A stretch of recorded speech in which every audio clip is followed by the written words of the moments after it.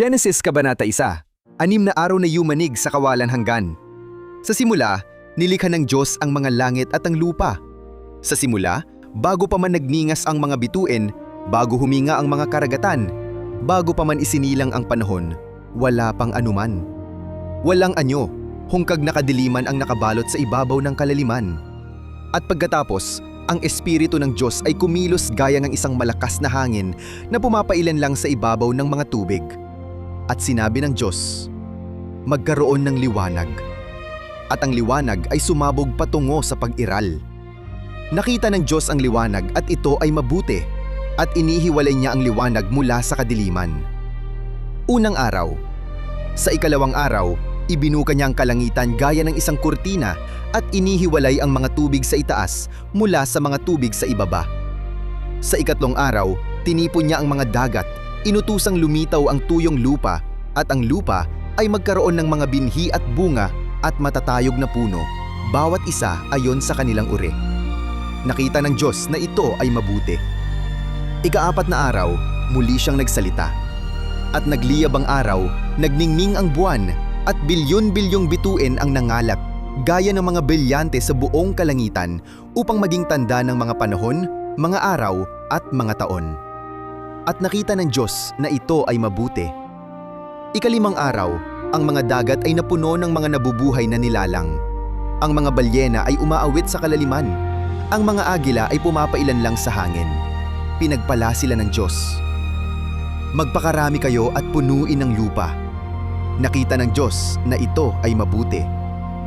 Ika-6 na araw, ang lupa ay umugong sa buhay. Mga leon, mga kordero, bawat gumagapang na bagay. At pagkatapos, sa alabok ng lupa, ang Diyos ay yumukod. Nililok niya ang tao ayon sa sarili niyang wangis. Hiningahan niya sa mga butas ng ilong ng tao ang hininga ng buhay. Lalaki at babae niya silang nilika. Pinagpala niya sila at sinabing, punuin ninyo ang lupa, supilin ito, pamunuan ito bilang aking mga kinatawan, bilang aking sariling wangis. Pagkatapos ay umatras ang Diyos. Tiningnan ng lahat ng kanyang ginawa at masdan, ito ay napakabuti. At sa ika-7 araw, ang Diyos ay nagpahinga. Hindi dahil sa pagkapagod, kundi dahil sa ganap na kaganapan. Ginawa niyang banal ang araw na iyon. Ang universo ay hindi isang aksidente. Ikaw ay hindi isang aksidente.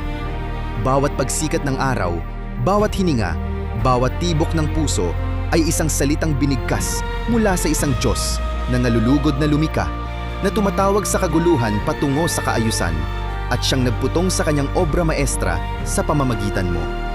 Nanilika ayon sa kanyang wangis upang ipasalamin ang kanyang kaluwalhatian.